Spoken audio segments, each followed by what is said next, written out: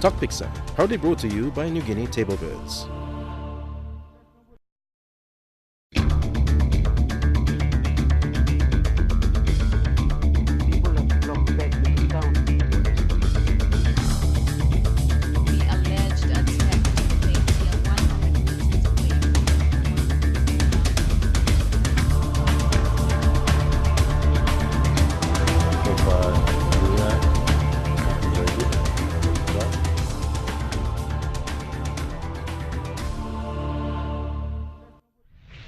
Good evening and welcome to this edition of Tok Piksa. Public speaking and leadership skills are things that some people can do better than others. One international organization that has been helping men and women from all over the world harness their public speaking and leadership potential is Toastmasters International. Since 1924, Toastmasters International has helped people of all backgrounds become more confident in front of an audience. Papua New Guinea has over 15 Toastmaster clubs and is hosting the Division Conference of Toastmasters. On the program tonight, we have Mike Storkey, Global President of Toastmasters International, and his wife, Lesley. They're here to tell us more about Toastmasters and what they actually do. Mike, Lesley, welcome to Tok Piksa. Thank We're you. talking about Toastmasters International. Please tell us more about it, Mike. Well, certainly, Neville. Toastmasters International is an international organisation dedicated to promoting communication and leadership. And we don't separate the two because there's not very many convincing leaders who are not good speakers. So the two are interwoven. And it was formed 90 odd years ago by our founder, Dr. Ralph Smedley, who perceived the need in young men, particularly at that stage, to have better communications and be able to do better presentations. So from that it has now grown to 136 countries around the world, over 350,000 members, and up to date we've been able to help more than 4 million people improve their communication skills. Right. And it's not easy standing in front of an audience and delivering a speech. Well, some people say more people fear public speaking than death. I find that hard to believe because I'd much rather be giving the eulogy than being in the coffin. However, it is a matter of getting confidence. Everybody has a voice and everybody has something to say. Toastmasters aids them in being able to say that. But we're not here to make better Toastmasters, we're here to make better people who can take the skills they learn in Toastmasters clubs into their community, their family and their business lives for the benefit of all. And you mentioned Toastmasters Clubs. Could you speak more about what these clubs involve and how people can get involved in them? Yes, what differs us from other such organisations is we believe that you need to constantly practice in a safe environment in order to take those skills out. So we have club meetings, usually once every 2 weeks, where members can practice the skills they're learning in front of a sympathetic, empathetic audience to develop their confidence and their skills. And that's the major difference. I mean, you can spend a lot of money and go to big conferences that last for a weekend and you can walk on hot coals and do a whole lot of things. But if you don't get to constantly practice the skills, very often in 3 or 4 months, you've lost what you learnt. Clubs enable our members to continually practice and develop their skills. I mean, there is a saying with skills that use it or lose it. So we like to give members the opportunity to continually grow. And Toastmasters International, or Toastmasters in anywhere across the world, are they made up of, what type of people are they made up? Are they made up of professional people or students? Or? Well, it's a very interesting question. A full cross-section of the population. Yes, young, especially young millennials who are very keen to develop their skills in business and want to develop their confidence in communication come. Professionals come so that they can give better presentations at universities or to their work colleagues. But we find a lot of people just come because they're members of sporting clubs or things like that where they're asked to give presentations or they want to understand what's going on so they have some input. It's really, if you like, open to everyone and everyone benefits. Okay. And is there a set schedule of training that these people go through when they visit the clubs? Yeah, we have a program. We don't try to force people to do it in a certain time. Some members take a lot longer than others to reach a certain level. Not everybody wants to be a leader, and many like to develop their speaking capabilities but are not interested in taking on leadership. We don't force anybody to take on something they don't want to do. We do provide mentors to assist them, because many times we have a potential leader who doesn't realise they have leadership qualities, and a mentor can often highlight that and say, look, have you ever considered? And that is very useful in developing the skills. You may not want to be a leader, but until you've tried to be a leader in some form, how do you know? You might have the natural skills that you talked about earlier. And may I ask if in the history, the rich history of Toastmasters International, have there been any leaders that have gone through the programs and have actually risen up the ranks to either lead a state or a country? There are a number of congressmen in America who have been Toastmasters. There are 2 governors of states in America that have done that. We have members, a couple of members of our own parliament in Australia who have been, and one still is, a member of Toastmasters. Okay. And I'm sure if we researched in other countries, that happens as well. So yes, and through business, we have a lot of leaders in corporations who accredit their rise to success due to their involvement with Toastmasters. Yeah. It's an interesting name, Toastmasters, and I understand in the history of Toastmasters are the guys who stand up and propose a toast at gatherings. Well, that, or are you experts at making toast, we've been asked. In fact, Toastmasters simply means that in tradition, people used to get up and propose a toast to the head of state or to the Queen or whatever, and they were known as the leaders of the toast. Okay. Toastmasters means people who are prepared to get up and speak. So whilst we'd like to think we always have a glass of red wine or something in our hands, that's not really what happens. I would hate your viewers to come along to a club to think that they're going to be invited to partake. That doesn't happen. But yes, that's where it comes from. Being able to get up and speak is the toast part of Toastmasters. Okay. Now, Toastmasters obviously has grown across the world. Is it always delivered in English, or are there areas in the world that promote other languages? That's a very interesting question. The official language of Toastmasters is English because that is the international business language. However, we recently visited Singapore, which has a large Mandarin-speaking population. We have Mandarin clubs where they actually speak in Mandarin. We also have Tamil clubs where they speak in Tamil. And it's a case of if they go into international competition, it has to be in English. But in their own club, they can speak in their language. But predominantly, the majority of clubs still conduct their business in English, which is a reason in India and China why so many young people are joining, because they see it's a wonderful opportunity to practice and polish their English. Okay. Lesley, may I bring you into the conversation? What's your association with Toastmasters? So Mike and I actually joined Toastmasters together. Okay. In 1990, we lived in a resort town in North Queensland, the Whitsundays, and not quite as beautiful as yours, but close. And we worked during the day, but in the evenings, we still had children at home. In the evenings, there was really nothing to do unless you wanted to go to bars or nightclubs. So we saw there was what we call a charter meeting of Toastmasters, and we went along to just see what it was like, and we joined 2 years later. So we joined purely for social reasons, just to do something together. And Mike used to beat me at competition. He actually became what we call a district governor before I did, but I did go through leadership. But my role now is really to support Mike, iron a few shirts and meet the members with him.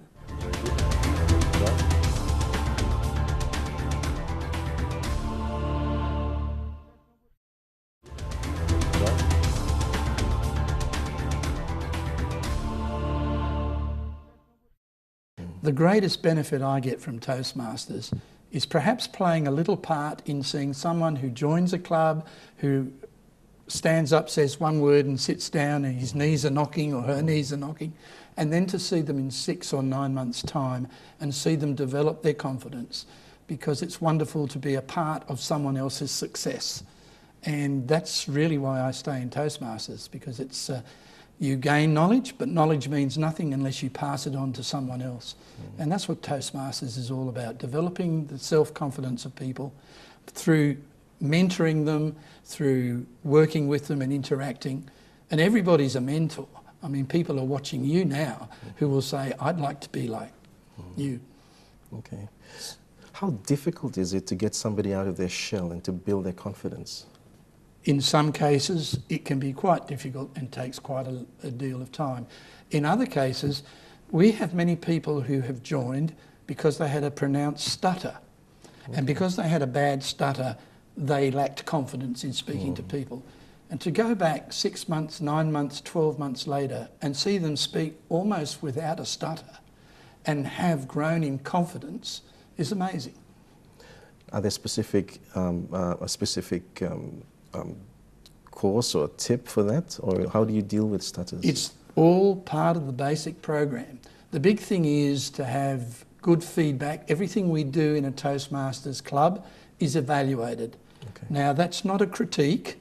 It is positive feedback to the speaker. The idea being, tell them what they do well, give them a tip on how they could improve, and then tell them overall how well they did. The idea is to get them to come back and do it better next time, not tell them everything they did wrong so they never want to come back. And that's probably another major difference between our organisation and some of the others. Okay. And do you get a lot of, what's your return rate? The ones that come and stay and the ones that come and leave? Well, it's a bit like volunteer organisations around the globe. In some countries, the retention rate is far higher than in others. But on an average, we probably lose about 30 to 45% of our members each year, because if a member reaches the goal they wanted to achieve, it might be they're going to speak at their brother's wedding, or it could be at the funeral, and that's all they want to come and get confidence to do. Okay. So when they reach that, they leave. Our job to keep them is to find another goal for them to aspire to so that they stay. We should also say that in Papua New Guinea, the retention rate of members is very high. It's between 80 and 90%, which is very good. Okay. And after Toastmasters, have you had people who have become members of the club who have developed into levels of seniority within the club itself? Well, the way that the leadership is structured is when you join a club, every member of the club is eligible to be a leader in the club. Okay. We have 7 executive positions in the club, ranging from the Sergeant-at-Arms who sets up the room to the president of the club. From there, they then move on to district leadership and then to international leadership. But they are entitled to do, every member has the opportunity to rise. Our job as Toastmasters is to encourage them to try it. As I said to you earlier, not everybody wants to be a leader, but until you've tried, how do you really know? I had no ambitions of being the international president. I didn't even know we had such a thing when I joined. And it was only by visiting clubs, being encouraged by mentors, and suddenly discovering that I enjoyed the leadership track, that I stayed with it. Others go into competition speaking, others train others, and others just are happy to be mentors in the club. There's a place for everybody in Toastmasters. Okay. And what are your expectations of this division conference that you're attending? Well, I'm sure that my job is as an ambassador of the organisation, and I'm here to inspire them if I can, to listen to their needs, which is very important, so I can go back to World Headquarters and say, this is what they really need to develop, and see that we tailor-make our programs to suit the members. The member is the most important person in our organisation. No one can rise to leadership unless they are a current member. So we can't bring people from who used to be a member into senior leadership. They have to be an active, participating member. Okay. And how does one become a member of a Toastmaster Club? It's very simple. There's probably On a website, you might see a club advertised. You might know someone who's a Toastmaster who will invite you. And that's probably the best way. Personal contact is still the best ways of communicating.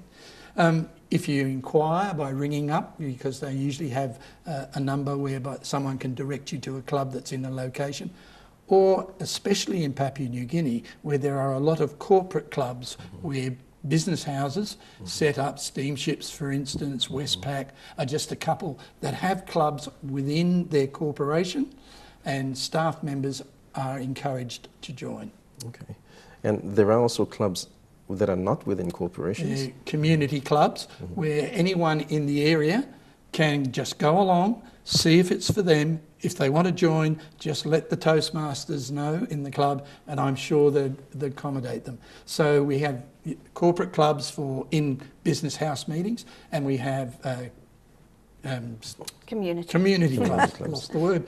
Community clubs where everyone in the community can join. Oh, that sounds positive. What are your expectations of the future of Toastmasters in PNG? I think I would love to see Toastmasters in Papua New Guinea become a district in its own right, to develop your own leaders, to benefit and grow. We're only in a small area geographically of New Guinea at the moment, and I know you are challenged by the lack of roads connecting everywhere, and you've got that big mountain range right through the back of the country which you have to get across, and travel is not as easy. But I think the potential here is enormous. India in the beginning of this century had very few clubs. It is now the fastest growing region in the world. Wow. And I see no reason why Papua New Guinea couldn't develop. And I would love to see Papua New Guinea be its own district in the future and spread the word. At what level of expectation is Papua New Guinea at the moment? Either when you're considering delivery, considering eloquence in communication, where are we? Well, the 15 clubs you have are very, very committed. Last night we had an indication of meeting many of the members, just how committed they are to the growth of Toastmasters and how much they are benefiting. We need to get to probably 50 to 70 clubs to justify it being a sustainable district on its own. And I see no reason why that couldn't happen in the next 5 to 7 years. With the passion that's in the members that are there at the moment. But also it's a bit like the story of the two salesmen that went to Africa to sell shoes. And one picked up the phone and rang the boss and says, "Bring me home, it's hopeless, no one here wears them." And the other guy said, "Boss, send me all the shoes you can, nobody here has got any." And I think that's the potential in this country, is that to develop the communications, to develop the leadership skills, which this country is going to need for its future, is a wonderful opportunity for Toastmasters to play its part, if you like, in helping the native people, the Papua New Guineans, to develop their skills, to run their country, to develop their communication skills, because everyone here has something to say and we need to be able to listen to it. Is there a set period of that somebody needs to undergo this program? How long does the program run for? It's up to the individuals. I'm still learning, and I've been here 27 years, and I still do parts of the program every year, because it's like practicing your skills. And if you look back on how when you first join a club, you do a thing called an icebreaker. And it's called an icebreaker because it's introducing you, the new member, to your fellow club members.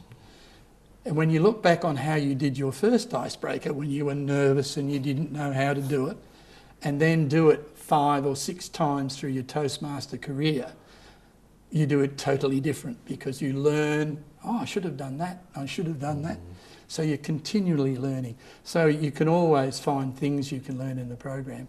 So there's no set period. I'm sure you've seen people who are like mice when they join the club, and after that they become lions and they're roaring everywhere.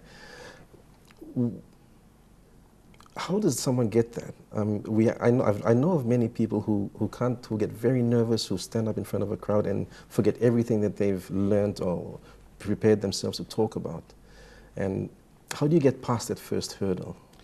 Well, everybody gets nervous, and in fact, if you're not nervous before you go to give a presentation, it's going to be a flat presentation, because that nervous energy gives you enthusiasm and anticipation.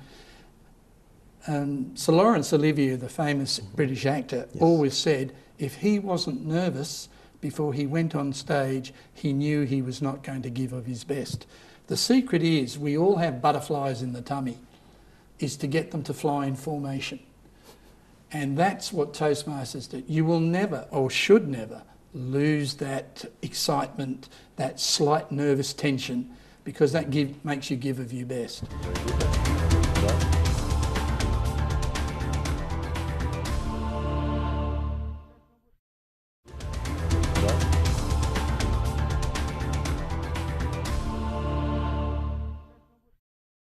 If you know how to put a presentation together, to have an opening, a body and a close. If you know how to, one of the most important things is know the audience you're speaking to. It's sometimes you have speakers who come out and talk about what they want to talk about, but it might not be of interest to the audience. Exactly. So you need to be able to read your audience. You need to do a little bit of research before you talk to people about what's of interest to them. And all these skills, we hope, we teach our members. Some learn, some don't. Some will probably continually be nervous simply because that's their normal disposition. But the majority of people, with a little bit of planning, with a little bit of guidance and a little bit of practice, can overcome that. I think also Mike mentioned earlier about a safe environment in your club. And if people feel that they can get feedback, both positive feedback and also ways in which they might improve, but they know it's safe. You know, none of the members are going to be antagonistic, aggressive, negative. It's not a critique, as Mike said. It's a safe environment. I think that's one of the biggest things that helps Toastmasters grow. Okay. And if I could ask a personal question. Certainly. The future of your future in Toastmasters, how long will it keep going? Well, I can't imagine a life without being a Toastmaster member. And as I say to everybody, the most important person in Toastmasters is the member. So when I finish this year, I become the immediate past international president and still have duties to perform. After that, I can go back to my clubs and be a member, a practicing member. I'm away from my club so often that I can't get to them as often as I'd like. But I can't imagine not wanting to have the interaction with other people, to be a part of their development, their future, and a part of the organisation. So I see it's a never-ending story, if you like.